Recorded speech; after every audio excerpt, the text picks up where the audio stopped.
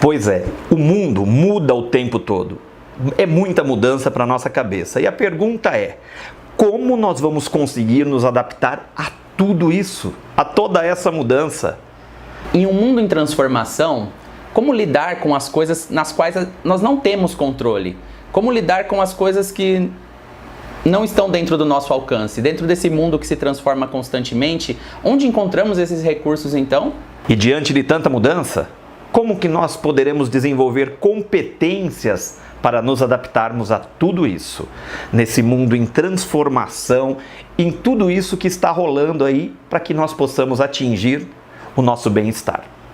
Nesse mundo em constante transformação, alguns teóricos chegaram a cunhar o termo VUCA.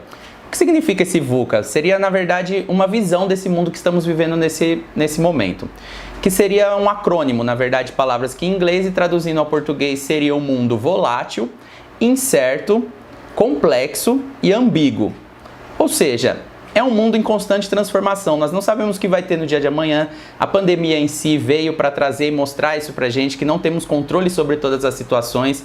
Muitas vezes seguimos de uma maneira e quando vemos ela já mudou totalmente. Hoje com a internet as coisas mudam bastante, né? Até utilizando termos de algumas redes sociais e até mesmo programas de TV, por exemplo Big Brother, até mesmo que você vê como muda. Um dia a pessoa é de um jeito, no outro dia ela já vem de outro, ou uma polêmica que levanta uma questão, desmorona toda uma empresa, um comentário consegue acabar com uma carreira de um artista mesmo que ela seja consolidada.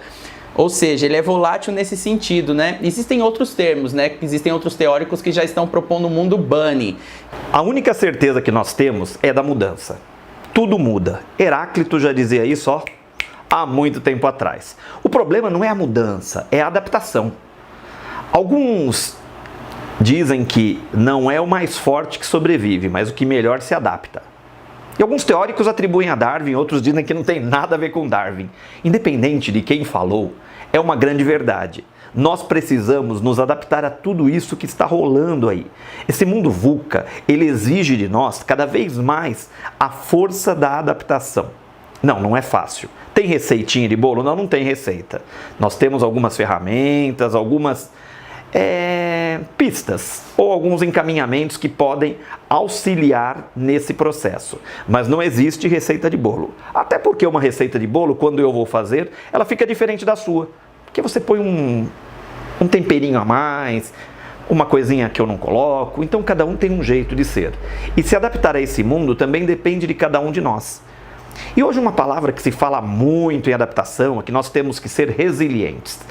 Resiliência é uma propriedade física dos objetos, dos materiais. Só que nós temos que refletir um pouquinho sobre a questão da resiliência. Legal ser resiliente, não resta dúvida. Mas algumas coisas nos dizem que só resiliência não basta. Nós temos um autor, Nassim Taleb, e ele é um economista, e ele escreveu um livro chamado O Antifrágil. E o Antifrágil nos convida a dar um pulo, um salto além da resiliência. Vamos imagina aí, pega na sua mão um patinho de borracha, sabe aquele de banho que a gente vê nos filmes? Aperta ele, aperta. Você apertou, tá olhando o patinho na tua mão? A hora que você para de apertar, o patinho volta na sua forma original. Isso é ser resiliente, é aguentar o tranco, aguentar esse mundo VUCA, aguentar as trepidações, todo esse pandemônio, e depois que tudo passar, voltar àquilo que nós chamamos de natural ou normal. O antifrágil dá um passinho além. Nós vamos um pouquinho à frente. O antifrágil é aquele que gosta de toda essa muvuca, de toda essa loucura desse mundo em transformação. Só que o que acontece com o antifrágil? Ele é resiliente? Sim, ele é também resiliente. Só que ele aprende com as dificuldades, ele aprende com as adversidades e ele se torna melhor. Ele se torna um plus de si mesmo. Esse é o nosso grande desafio. Diante de tudo isso que nós estamos vivendo nesse mundo, nesse momento pandêmico, como nós podemos nos tornar melhores? O que nós podemos aprender com tudo isso que nós estamos vivenciando? O Taleb, ele usa um exemplo muito legal da mitologia, e eu sou meio suspeito de falar de histórias e mitologias, que é do Hércules. os 12 trabalhos de Hércules, entre os quais ele tinha que enfrentar a Hidra de Lerna. A Hidra era um monstro de 3 cabeças, alguns dizem 7.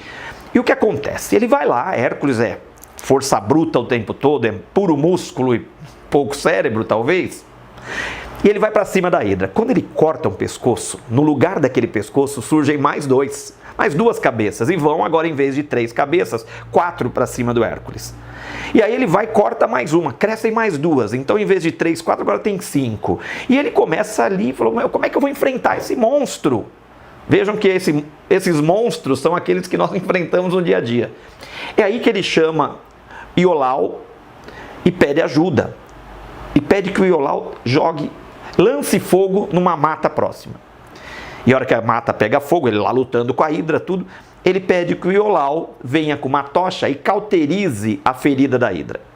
Vejam que com isso, aquela Hidra que era antifrágil, que se adaptava à destruição, se adaptava ao perigo, se adaptava às mudanças, ela é vencida.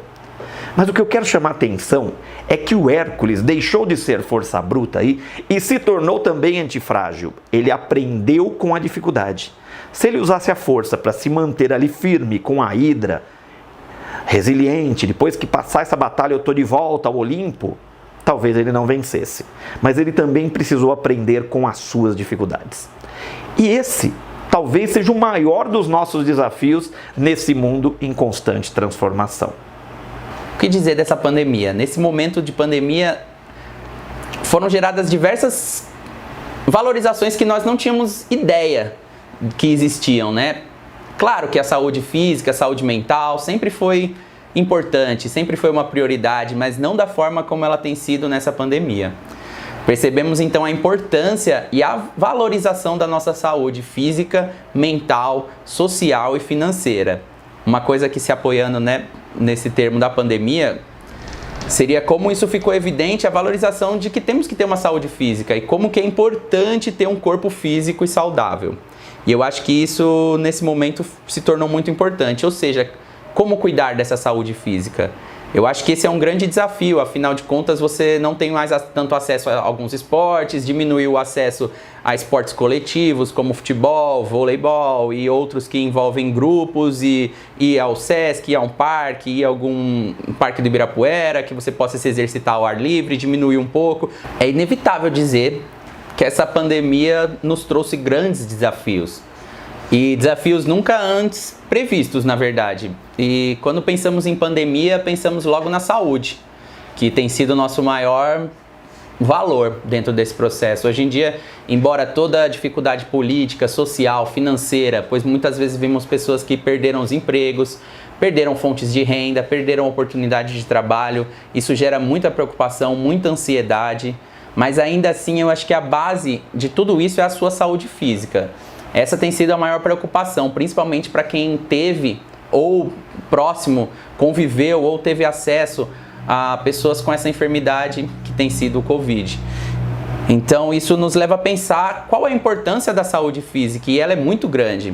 O problema é que a saúde em si, a saúde física, ela é complexa também, né? Pois o emocional envolve o físico envolve o emocional, e essa pandemia veio como se acabasse com tudo de uma forma só, né? Porque ela teve esse agravante social, perca de empregos, muitas pessoas com dificuldades financeiras, já gera preocupações emocionais, aumento de ansiedade, aumento de estresse. Para quem está trabalhando, aumentou a demanda de trabalho, aumentou o estresse, aumentou a pressão. Tudo isso acarreta numa dificuldade de ter uma saúde física. Fora o medo de pegar a própria doença, né? Que é inevitável. Muitas pessoas pegaram e conseguiram se recuperar, mas outras pessoas, infelizmente, não tiveram a mesma sorte ou não tiveram a mesma condição física para poder sobreviver a essa adversidade. E é muito interessante que ela gerou todos esses desafios de uma vez. Então, dentro desse cenário atual, quando você se vê com saúde física, isso é um ponto bom, que legal, vamos agradecer. Porém, quando você vê a saúde emocional, no geral, está abalada, pois estamos preocupados, não sabemos como vai ser o dia de amanhã. E aí? Vou conseguir pagar minhas contas? Já envolve um problema social, já envolve o problema de vou ter emprego. E esse novo normal? Existe esse novo normal? Como eu vou me adaptar hoje? Eu não tenho que esperar o que vai ser o amanhã. Essa preocupação de não conseguir lidar com esse momento presente gera então uma dificuldade e uma saúde total, né? Emocional, afetiva, pelo distanciamento, muitas vezes você pode estar sofrendo pelo fato de não poder compartilhar certos momentos, não compartilhar certos abraços, não compartilhar certos momentos com familiares, com amigos, a saudade aumentando, o dinheiro acabando, a sua saúde correndo um risco, pois você fica ansioso, pensando, será que vou pegar, será que peguei, será que as pessoas que eu amo vão pegar? Gera tanta preocupação, tanto estresse, que é inevitável que fisicamente você não se abale, fora a condição de você não poder muitas vezes fazer algum esporte que você gosta, algum esporte ao ar livre, algum esporte coletivo. Tudo isso influencia muito na sua rotina. Para muitas pessoas isso foi um choque, eu acho que é geral, compartilhamos todos. Algumas pessoas aproveitaram melhor essa oportunidade, outras pessoas ainda estão com muitas dificuldades de lidar com essa questão. E é aí que eu reforço o convite e reforço o pensamento de como é lidar com essa situação, já que nós não temos controle dentro desse espectro da pandemia. Então, o que podemos fazer para tentar levar isso com uma forma mais leve? Eu acho que é aí que é a chave. Já que nós não temos controle da pandemia, não conseguimos inventar cura e estamos dependentes de outras organizações políticas e sociais, que aí não envolve nós diretamente, mas que de certa forma reverbera na gente. Mas como lidar? Então a questão eu acho que fica essa: quais recursos eu posso ter para poder lidar com essa situação? E aí entram os recursos socioemocionais, né? São vários recursos que podemos ter para poder pensar em como lidar nessa situação tão difícil. Então os desafios são realmente muito grandes, mas nós podemos ter os melhores recursos para poder lidar com ela e passar por essa fase com mais tranquilidade. Não quer dizer que vai garantir sua alegria, não quer dizer que vai garantir que você não vai pegar, isso são outros cuidados que você deve estar reforçando, os cuidados de aglomeração e de máscara e álcool em gel e todos que a OMS já nos trouxe como recomendação, mas também a capacidade intelectual, emocional e cognitiva de poder aprender e poder, nessa pandemia, olhar isso com um olhar otimista e como uma oportunidade de desenvolvimento. Porque essa pandemia não trouxe só as coisas ruins. E aí cabe você ter as competências necessárias para tentar olhar isso de uma forma mais ampla e mais otimista, pensando o que posso fazer com isso. E aí você pode estar me dizendo, não, eu não acredito que isso seja uma oportunidade, mas é possível, se você olhar com muito carinho.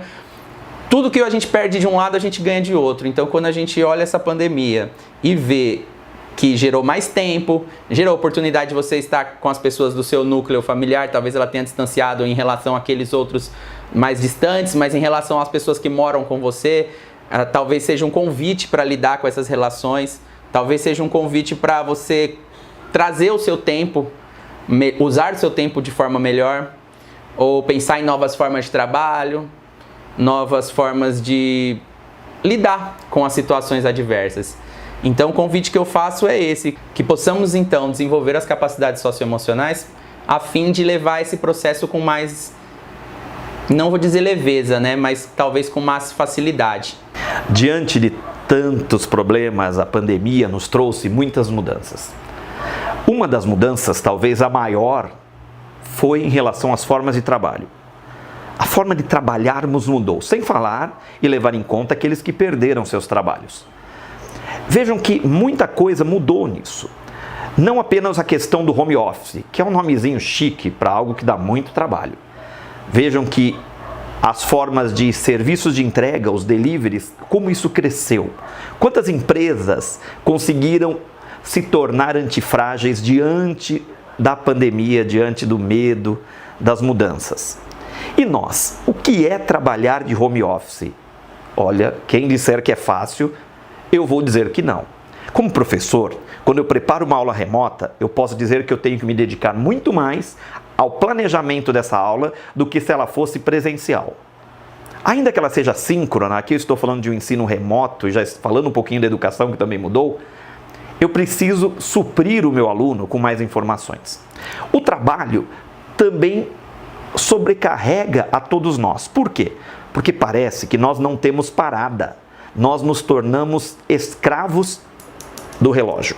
Quando nós estamos na empresa, quando estávamos lá na empresa, nós tínhamos a pausa do café, a pausa do almoço, a saída para voltarmos para casa e agora o trabalho está em casa.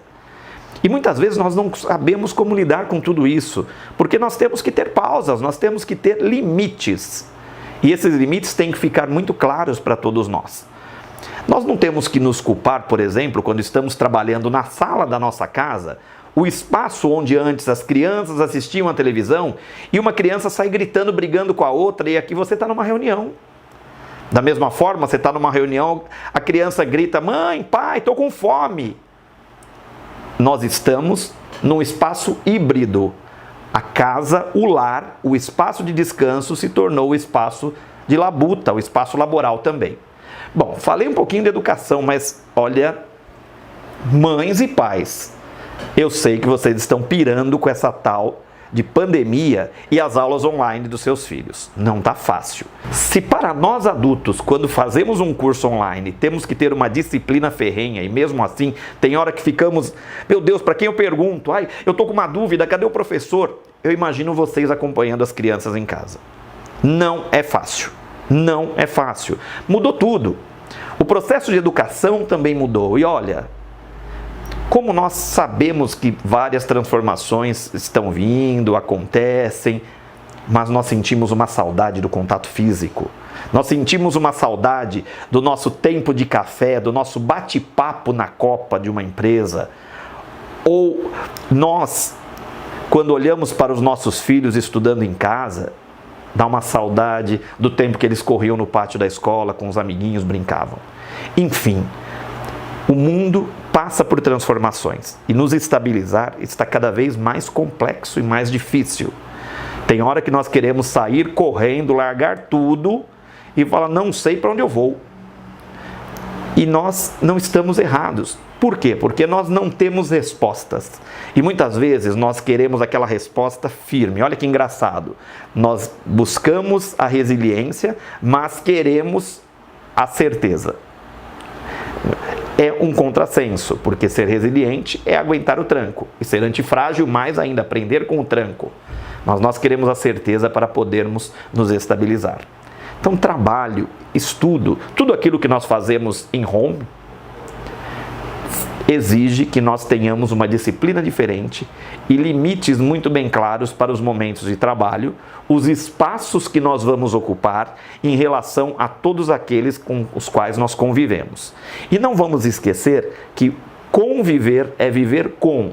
É um momento também para nos conhecermos um pouco melhor, para que conheçamos um pouquinho mais os nossos pais, os nossos filhos e vice-versa. Então nós temos que usar a nossa antifragilidade para aprender nesses momentos. Então, olhando para esse cenário, o que é ter a saúde mental? Como é ter saúde mental? É não se sentir ansioso, é não se sentir estressado, é não se sentir deprimido. Na verdade, todos esses aspectos são inerentes do ser humano. Todos nós nos sentimos estressados em algum momento, todos nós nos sentimos depressivos em algum momento, todos nós nos sentimos ansiosos em algum momento. A questão não é se você vai ter isso ou não, ninguém vai ser nunca perfeito, não tem como você atingir um ideal de que nunca fico triste, só vivo feliz o tempo todo. Se você porventura se sente feliz o tempo todo, automaticamente isso é um indício de que você deveria estar se olhando melhor, porque o ser humano é complexo e não tem como dizer que somos felizes o tempo todo, mas a gente consegue ter saúde mental, que, como eu disse, é obter os recursos para que você possa passar melhor por essas adversidades. Então, a sociedade hoje em dia estimula muito essa ansiedade. Essa ansiedade move nossa rotina atual. E as redes sociais trabalham muito com essa ansiedade, né? Com as notificações, você vê uma notificaçãozinha, você já quer ver o que é, quem curtiu sua foto, ou se não curtiu, ou se foi um comentário positivo, se foi um comentário negativo, se gostaram, se tem like, se não tem like. Enfim, tudo isso gera uma ansiedade também. Então é inevitável. A depressão também, por estarmos sempre faltantes em relação a tudo. Compre isso, seu carro não tá bom, se compre outro, compre outro, compre outro. O estresse também nem se fala. O aumento da demanda de trabalho e da exigência automaticamente faz com que pressione muito mais o indivíduo. E se ele não quiser, acha outro. Então tudo isso gera uma preocupação também em relação a futuro, em relação à identidade, em relação até à própria autoestima. Então a ideia dentro dessa saúde mental não é anular esses sentimentos, mas sim dar recursos para que vocês possam lidar melhor com essas adversidades da vida. Pois é. E diante de tantas mudanças, esse mundo hiperconectado, muvucado, o que nós fazemos? Como desenvolver as nossas competências? Aliás, quando nós falamos em competências, é tudo aquilo que nós aprendemos e vamos colocando dentro da nossa bagagem, do nosso arcabouço de saberes, de conhecimento. Mas eu diria que nesse processo que nós estamos aí tão confusos em relação à saúde física, mental, emocional, onde a nossa inteligência emocional está sendo testada a cada dia, nós precisamos desenvolver as competências socioemocionais. E são as competências socioemocionais que vão nos dar algum ferramental a mais para lidar com toda essa transformação, com tudo isso que acontece ao nosso redor. Competências socioemocionais é algo que muita gente tem discutido. Então, quando nós nos aprofundarmos nisso, quando nós estudarmos um pouquinho mais, nós teremos que entender que eu não preciso apenas, eu vou usar esse termo que vem de um ranço educacional, decorar as competências socioemocionais. Eu preciso aplicar, colocar em prática tudo isso que vai me desenvolver e me tornar mais antifrágil em relação às mudanças. Aliás, decor é uma palavrinha tão mal empregada nesse processo de decoreba, porque decor é do coração, do latim do coração. E eu brinco, né? Nós decorávamos a tabela periódica de química, nós decorávamos a tabuada. Para que vai isso no coração? Para dar infarto, no mínimo, gente. Então nós não temos que decorar competências socioemocionais, nós temos que desenvolvê-las e aplicá-las. E quando falamos em recursos, ficamos ansiosos em descobrir. Então me fala, por favor, o que eu tenho que fazer para melhorar? Pois eu me sinto ansioso, eu me sinto estressado, eu me sinto depressivo, eu me sinto com autoestima baixa. Normal. Você não tem nenhum problema, se quiser procurar uma terapia é interessante também, ou capacitações, alguns cursos que podem melhorar e trabalhar melhor essa questão. Porém, o que eu poderia deixar de dica, uma coisa acessível, uma coisa fácil, que todo mundo pode fazer ou pode iniciar a fazer, seriam os exercícios físicos. E claro, eu não sou nenhum educador físico e tampouco me uso de exemplo dentro desse processo, pois também estou nessa busca de poder me exercitar mais. Mas eu acho que a ideia não é ser nenhum esportista, nenhum campeão olímpico. A ideia é que o corpo precisa de movimento. O corpo foi feito para se movimentar. Todas as partes do corpo pedem movimento. Então o movimento é saudável. Nem que você faça uma caminhada, nem que você faça exercícios físicos dentro de casa. Eles são muito importantes para manter a máquina ativa. Afinal, que ficar parado enferruja. Então é um processo que inicia todos os outros processos. Afinal, corpo sã, mente sã. Isso não é uma garantia, mas é uma probabilidade muito grande de que se o corpo saudável, a mente é mais saudável e vice-versa.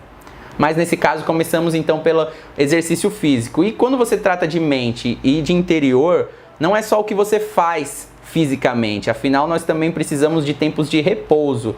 Então entenda que o exercício físico é uma coisa externa, onde você fortalece esse corpo exterior, mas também temos que os exercícios internos que fortalecem o corpo interior, ou seja, momentos de pausa, momentos de reflexão, momentos de meditação, momentos de mindfulness, que algumas pessoas preferem chamar, que é a atenção das suas sensações interiores, o barulho do seu coração, a sua respiração, tudo que você consegue se perceber vivo dentro desse processo, gerando até mesmo uma gratidão, né, por termos esse corpo maravilhoso que funciona e que nos dá conta do que precisamos fazer. Então é interessante que os exercícios físicos e a meditação, a reflexão, o mindfulness, eles sejam importantes também para o corpo. Então é interessante tanto se mexer quanto parar. E muitas vezes nessa sociedade, nessa pressão e tudo isso, nessas demandas do dia a dia, nos vimos não fazendo nenhum nem outro. Já fica difícil arrumar tempo para fazer exercícios físicos, quem dirá então para fazer nada. Muita cobrança também em cima disso, de tá fazendo o quê? Não está sendo produtivo, mas pensem que também a pausa, o mindfulness, a meditação, como você preferir, que a abordagem que lhe for mais conveniente, não seja entendido como pausa e parou, tá fazendo nada. Você está fazendo alguma coisa, você está meditando. você está pensando, você está se observando, você está assistindo seus pensamentos. Esse processo não é tão passivo quanto parece, mas é importantíssimo que a mesma energia que temos para nos movimentar, também precisamos de energia para parar, fisicamente falando. Então essas seriam dicas que eu deixaria para você começar a mudar o seu mindset, começar a mudar o seu processo de transformação, né? Algum lugar ele tem que começar, seja pelo físico, seja pelo emocional, né? Seja pelo social, seja pelo afetivo, não importa. Uma coisa puxa a outra, mas algum lugar esse início de transformação começa. E aí, diante disso, nós temos que pensar o seguinte: a cada dia que nós acordarmos, olharmos para esse mundo à nossa volta, nós temos que agradecer. A gratidão é um sentimento que pode nos ajudar a cada vez mais melhorarmos a nossa saúde emocional, a nossa saúde mental e também a nossa saúde física, por que não? Então nós temos que agradecer, lembrar desse processo de gratidão e também pensarmos o que nós podemos aprender a cada dia para nos tornarmos melhores do que ontem.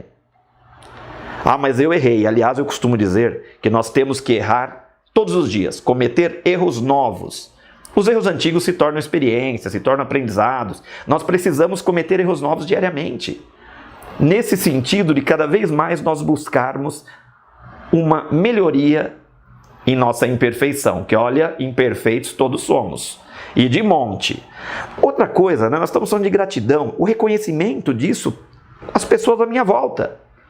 Nós às vezes nos colocamos tão no automático que nós esquecemos de agradecer por aquele pãozinho fresco que colocaram à nossa mesa no café da manhã, aquele bolo que fizeram para nós, aquele bom dia alegre, aquele carinho que alguém fez para nós. No nosso dia a dia, no nosso convívio. Nós precisamos pensar nisso. E da mesma forma, nós precisamos praticar boas ações. Nós precisamos aprender a retribuir aquele amor que nós recebemos.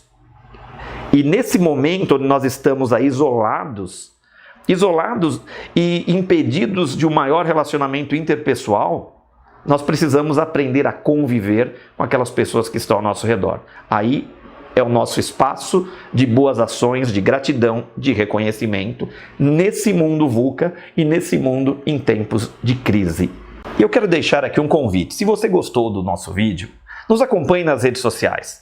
Aqui embaixo você tem os nossos perfis. Lá nós sempre teremos novidades. Aliás, tem muita novidade chegando por aí. Esperamos vocês para o nosso próximo bate-papo. Um grande abraço e muita luz para vocês.